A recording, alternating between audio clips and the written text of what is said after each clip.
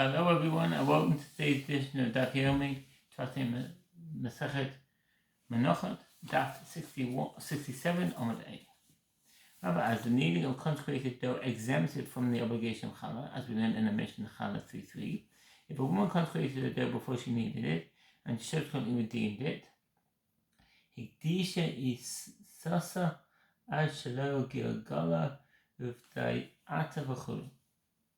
If one consecrated his dough before kneading it and subsequently redeemed it from consecration, he is still obligated in the separation of challah when he needs it. The same halacha applies if one acquires ownerless dough and subsequently needs it. That's in the Rabbi Meir the line, it could become 8-6. And she's obligated to separate challah. Likewise, if she consecrated it after she needed it and then she redeemed it, she's obligated to separate challah. But if she consecrated the dough before she needed it and the temple treasurer needed it, if one consecrated his dough before kneading it and was subsequently kneaded while in the possession of the temple and he redeemed it, it is exempt from the obligation to separate challah. The reason that is that it was exempt at the time of kneading, which is the act that obligates it in the separation of challah. When the Sefer Zerayim become 8-7, and then she subsequently redeemed it, she is exempt. The reason is that at the time that its obligation in challah would have taken effect, i.e. at the time of its kneading, it was exempt because it was temple property. It rather raises a dilemma. If dough was kneaded while in the possession of a Gentile, what is its status? Is one who acquires it after it has been kneaded obligated to separate challah from it or not? The Gemara answers that this is taught explicitly as we learn in the Mishnah Challah 3:6 with regard to a convert who converted and had dough in his possession. Hekdisha ad if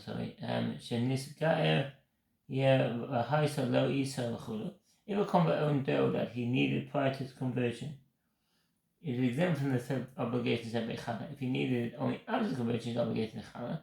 If there is uncertainty as to when it was needed, it is obligated to challah. Such a case of uncertainty with regard to challah is treated with a stringency due to the grave consequences of failing to separate challah, which is punishable by death at the hand of heaven. Some explain that since challah is rabbinic enactment nowadays, in the case of uncertainty, one is not required to separate challah. And if one does separate challah in such a situation, he should not recite a blessing. And that's in the Rabbi Meir. The Rabbi Meir become 8-9, Challah 34. As if it was prepared before he converted, it is exempt from the obligation of challah. If it was prepared after he converted, he is obligated. If he is uncertain, he is obligated. The Gemara asks, of the sages disagree with regard to the obligation to tithe grain that was smoothed by a Gentile. Who taught us mission with regard to challah?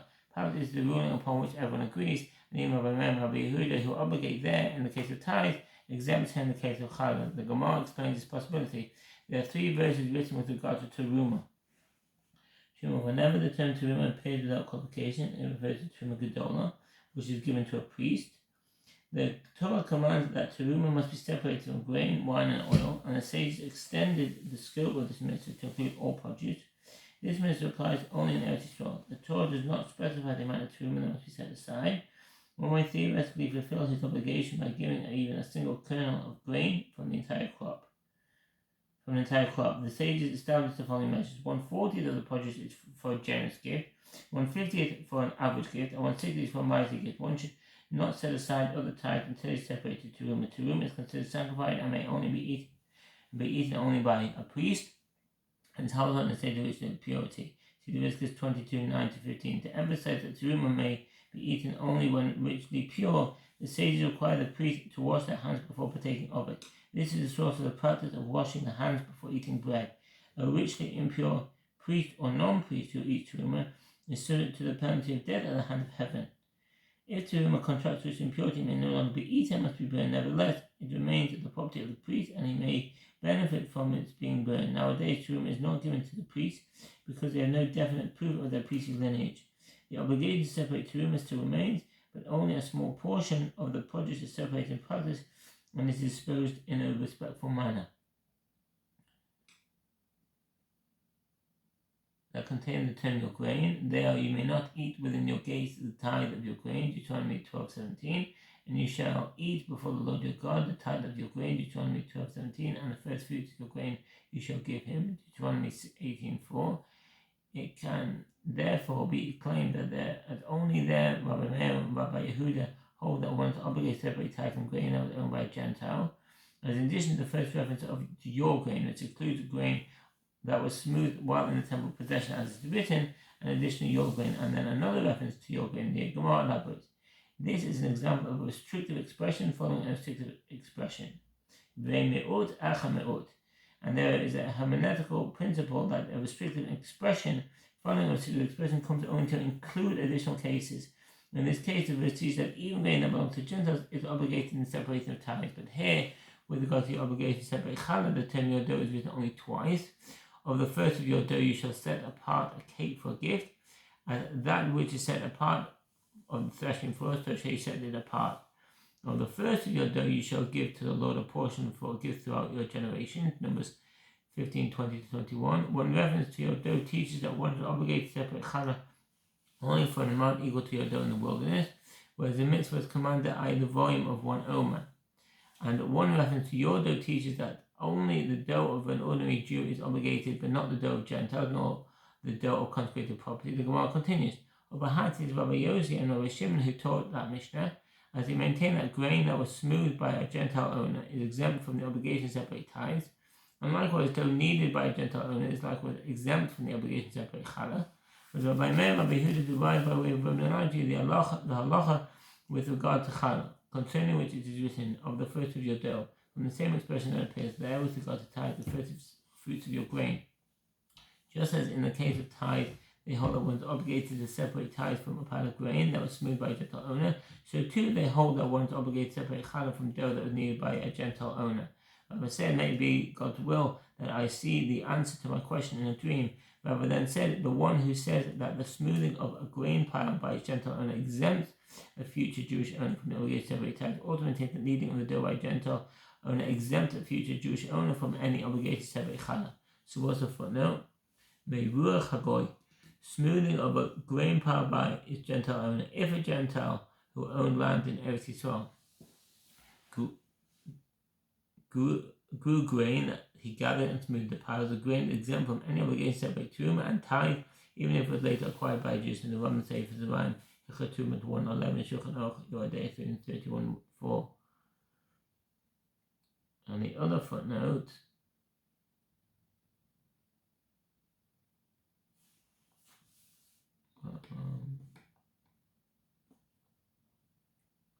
the circumstances under which the kneading or smoothing by a Gentile took place is subject to a dispute among the commentaries.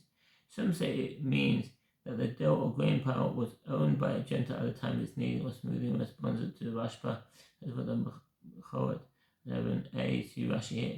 Therefore, if dough is kneaded or grain pile is smoothed by a Gentile while owned by a Jew, it is obligated to challah tithe. Other early commentaries explain that the matter depends not on ownership, but on who performs the work. If the dough is needed, the grain pile smoothed by a Jew is obligated to challah tithe, even if it is owned by a Gentile.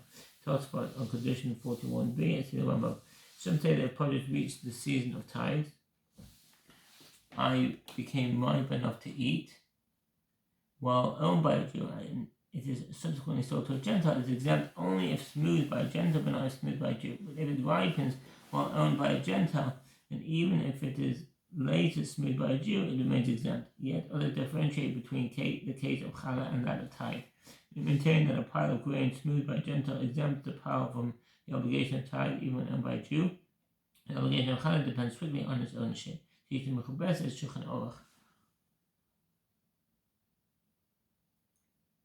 So too the one who says that the smoothing of a grain pile by a Gentile owner does not exempt the future Jewish owner from the obligation to separate tithe, also maintains that the kneading of the dough by a Gentile owner does not exempt a future Jewish owner from the obligation to separate challah. Rav Papa raised an objection to Rav from a Brighton to Sefer Terumot 4:13 with regard to a Gentile who separated a lamb in order to redeem a firstborn donkey. So what's the footnotes here? 3 footnotes. If a Gentile separates a firstborn donkey, one informs him that he is exempt from the mitzvah of separating the firstborn donkey, and one is permitted to work and shear the animal. The reason he is informed of this halacha is to prevent him from suspecting Jews of denigrating consecrated items by using them improperly. Hilchot 12:17, Shulchan Yoadei 21:22. The early commentators disagree over what the Gentile separated and why. Rashi maintains that he separated a lamb in order to redeem a firstborn donkey. Tosfot commented that as the lamb set aside by the Jew for the redemption of his donkey has no sanctity, this is certainly the halacha with regard to the lamb of a Gentile. They therefore explain that the Gemara is referring to the donkey, and according to the opinion of Rabbi Yehuda, that one who is prohibited from deriving benefit from the firstborn donkey. The Bride is teaching that this prohibition applies only to a donkey belonging to a Jew, not to the donkey of a Gentile. According to this interpretation, when the Bride says that the Gentile separated an item, it means that he separated the donkey and gave it to the priest seeking mechubesed. Others suggest that no actual act of separation took place. Rather, the Bride means that even if a Gentile seeks to impose a stringency upon himself by treating his firstborn donkey with sanctity, he is informed that he is exempt from this halacha. They further note that this halacha applies only to a firstborn donkey, not a firstborn or kosher animal born to a Gentile. In such a case, the kosher animal can become sanctified by the Gentile, and does make donate offerings to the temple. Omer. Firstborn donkey. The Torah requires that all firstborn donkeys must be redeemed with a lamb, which is then given to a priest. Once this exchange is performed, the donkey loses all sanctity of a firstborn animal and may be used for any purpose, whereas before the transaction, the donkey may not be put to work. If the owner ultimately decides not to redeem the donkey in this manner, the net must be broken and no benefit may be derived from its carcass. See Exodus 32. The Challah. The Torah commands that one separate a portion of his dough and set it aside to give to the priest. See Numbers 15:20. This portion is called Challah and is governed by all halacha pertaining to teruma. A portion of produce set aside for the priest, Challah, must be separated from all dough made from these 5 types of grain: wheat, barley, spelt, oats, and rye, provided that the quantity of flour is at least 1/10 of an eighth in volume, a dry measure equivalent between 2 and 4.5 liters. If Challah is not taken, the dough has a state of tevel, untied produce, and may not be eaten. The Torah does not specify a measure for Challah. The sages require that an individual baker for personal use must give 1/24 of his dough as Challah, while a commercial baker gives 1/48. Nowadays, the origins of the state of its impurity, Challah, is governed by the same halacha similar to those of impure teruma, and it must be burned. Accordingly, the measures mentioned above no longer apply. Only a small portion is separated from the dough and burned, and the rest of the dough may then be used. A blessing is recited to the separation of Challah. The halachot of this mitzvah are discussed comprehensively in Tractate Challah. One can infer that if a Gentile separated teruma, the portion of the produce is designated for the priest. From the grain pile that he smoothed, his teruma is prohibited to a non-priest. And this is an example of a Tanya who says the smoothing of a grain pile by a Gentile owner does not exempt it from tithe, as the same halacha applied to tithe as to teruma. And yet he maintains that the kneading of dough by a Gentile owner exempts it from the obligation to separate Challah.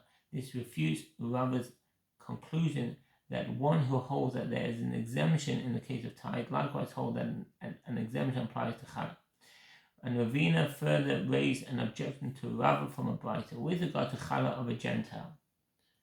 Challah of a Gentile. If a Gentile separates Challah from his dough, he does not have the status of Challah, even though he saw. One informed him of this, so that he will not suspect Jews of denigrating the midst of Challah by allowing non-priests to partake of it. Rambam says, "The Ryan Hilchah 6:10." And he separated after kneading his dough in Yisrael, or teruma, and that he separated after smoothing his pile of grain outside of Yisrael. But occasionally one informed him that he is exempt from those obligations, and Challah may be eaten by non-priests. The reason one must inform the Gentile that he is exempt is that so he does not think that non-priests may eat Challah. Shachan Aruch, Isaiah 70. And a teruma does not render a mixture prohibited if it becomes mixed with non-sacred produce. One can infer, but his teruma from his grain is prohibited to non-priests, and renders a mixture prohibited if it becomes mixed with non-sacred produce. The Gemara explains the objection. And again, this is an example of a Tanya who says the smoothing of a grain pile by a Gentile owner does not exempt it from tithe, and nevertheless, he maintains that the kneading of dough by a Gentile owner exempts it from the obligation to separate Challah. The Gemara answers, this ruling that the smoothing of a grain pile by its Gentile owner does not exempt it from the obligations of teruma and tithe applies only by rabbinic law. By Torah law, the smoothing of a grain pile by a Gentile owner does exempt it from the obligation to separate teruma and tithe.